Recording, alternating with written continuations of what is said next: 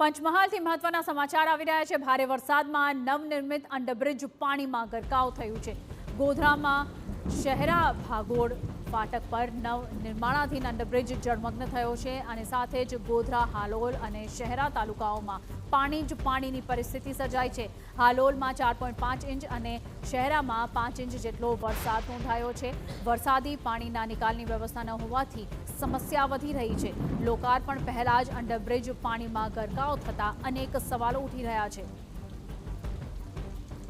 હવામાન વિભાગ દ્વારા કરવામાં આવેલી આગાહી પ્રમાણે પંચમહાલ જિલ્લામાં સતત વરસાદ, અવિરત વરસાદ વરસી રહ્યો છે। પંચમહાલ જિલ્લામાં સૌથી વધુ વરસાદ શહેરા અને હાલોલ તાલુકામાં વરસ્યો છે।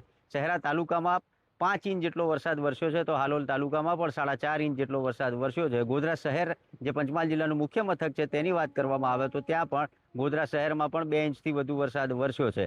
ગોધરા શહેરની વાત કરીએ તો ગોધરા શહેરમાં 2 ઇંચ જેટલા વરસાદની અંદર ગોધરા શહેરના શહેરા ભાગોળ જે વિસ્તારમાં રેલવે ફાટક પર જે નિર્માણાધીન જે અંડરગ્રાઉન્ડ જે બ્રિજ છે, અંડરબ્રિજ છે, તે બનવાનું કામ હવે પૂર્ણતાના આરે છે। પરંતુ આ દ્રશ્યો જે છે એ દ્રશ્યો એ પ્રકારના છે કે 2 ઇંચ જેટલા વરસાદની અંદર આ અંડરગ્રાઉન્ડ જે બ્રિજ હતો, અંડરબ્રિજ હતો, તેની બંને બાજુ સંપૂર્ણ આ બ્રિજ પાણીમાં ગરકાવ થઈ ગયો છે। વરસાદી પાણીનો નિકાલ ન હોવાના કારણે અહીંયા આ સ્થિતિ સર્જાઈ છે અને આ સ્થિતિ ચોમાસાની અંદર સર્જાઈ। હજુ તો આજે અંડરગ્રાઉન્ડ જે અંડરબ્રિજ છે તે નિર્માણાધીન છે, ત્યારે આ સ્થિતિ છે, પાણીનો નિકાલ નથી, વરસાદી પાણીનો નિકાલ નથી, જેને લઈને આ સ્થિતિ સર્જાઈ છે। તો આ હવે જ્યારે આ જે અંડરબ્રિજ છે તેનું ઉપયોગ માટે ખુલ્લો મૂકવામાં આવશે ત્યારે કેવી સ્થિતિનું નિર્માણ થશે તે એક યક્ષ પ્રશ્ન થવા પામ્યો છે। ને બીજી તરફ જે સત્તાધીશો છે તેઓ વારંવાર આ બ્રિજની અંદર પાણી જે ભરાઈ જાય છે તે માટે નિકાલની વાતો તો કરે છે, પરંતુ છેલ્લા 4 વર્ષથી બની રહેલો આ બ્રિજ